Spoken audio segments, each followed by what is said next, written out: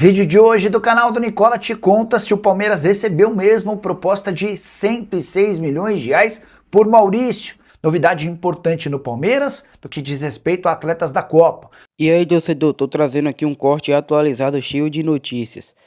Só que antes, se inscreve aí pra dar aquela força. Sem perder tempo, pedir para deixar like, se inscrever no canal e ativar as notificações. E o Palmeiras recebeu mesmo a oferta de 106 milhões de reais por Maurício. A especulação é de que a Atalanta da Itália está disposta a pagar 18 milhões de euros ou 106 milhões de reais pelo meio atacante brasileiro que está defendendo a seleção do Paraguai durante a Copa do Mundo. Jogador de 25 anos de idade, com um gol e 2 partidas no Mundial. Importante contar que ele é representado pelo André Curi, o mesmo empresário que está tirando Ederson da Atalanta para levar para o Manchester United. De fato, a Atalanta tem dinheiro e a boa relação com o André Curi poderia ser decisiva para esse acerto. Mas, na manhã dessa segunda-feira, consultei um dirigente do departamento de futebol do Palmeiras e ele me assegurou que não existe proposta nem sondagem pelo Maurício.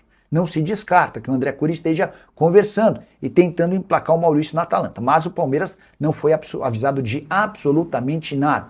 Só para completar, registrar que o Maurício no Mundial tem 2 partidas e 1 gol, ele joga os 45 minutos finais da vitória dos Estados Unidos contra o Paraguai 4-1 e marca seu gol.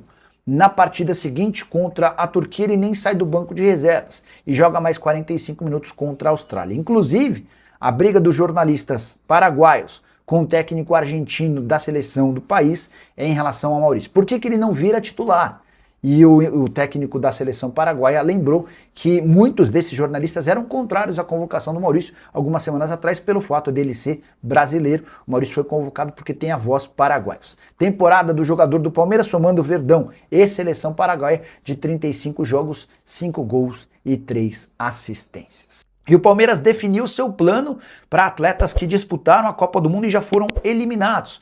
Eu me refiro a Piquerez e Emi Martini, lateral e volante da seleção uruguaia. Você sabe, o Uruguai foi a única equipe sul-americana que não conseguiu a passagem para o mata-mata. O Palmeiras decidiu dar a semana de férias para esses atletas que se apresentam no fim de semana, para realização de exames médicos e para início da preparação de olho no segundo semestre. Jogadores do Palmeiras já estão trabalhando desde a semana passada. Jogadores que disputaram a Copa terão um calendário diferente. Giai, que foi convocado para a seleção da Argentina, para uma série de amistosos pré-Copa, mas que não foi relacionado na lista final da seleção hermana, também ganhou mais alguns dias de férias e deve se apresentar antes dos uruguaios ainda nessa semana.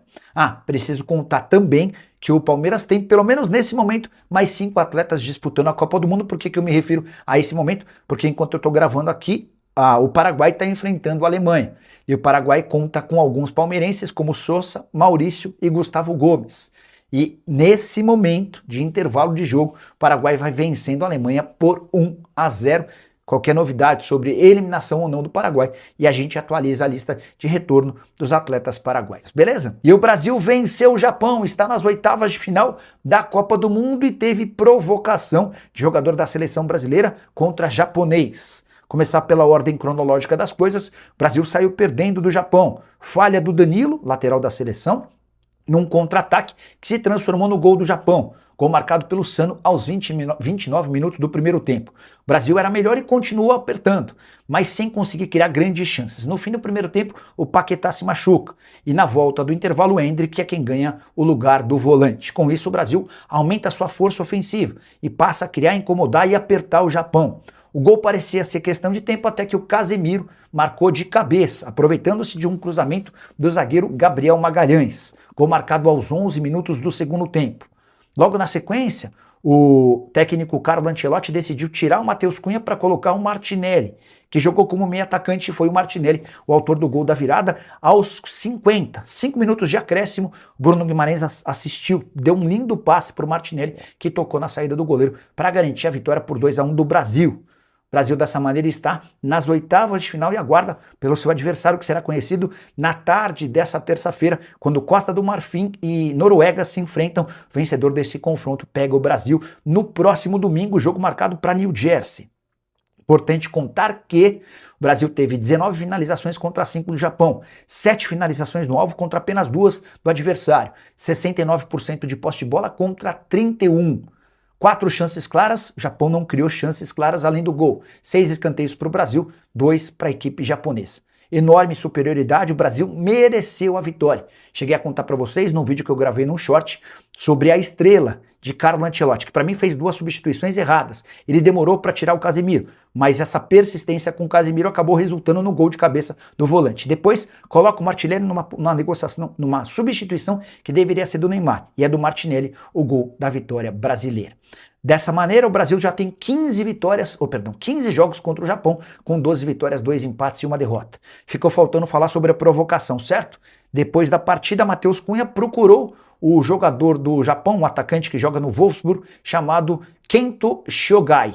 O Kento havia afirmado nos últimos dias que o Brasil já não assustava mais e que dava para jogar de igual para igual. Disse também que só conhecia do elenco da seleção brasileira o Neymar e o Vinícius Júnior, que ele lembrou meio que sem querer. Pois bem, depois da partida, o Matheus Cunha foi até o japonês e lembrou, ó, só nós temos 5 títulos, tá? Respeita. Pediu o Matheus Cunha, o pessoal do Deixa Disso precisou impedir que a confusão ganhasse um pouquinho mais de proporção. E o Kento Shogai vai voltar para casa mais cedo agora, certamente conhecendo muitos outros atletas da seleção brasileira, certo? O que você achou, torcedor, desse corte? Não esqueça de se inscrever no canal para dar aquela força.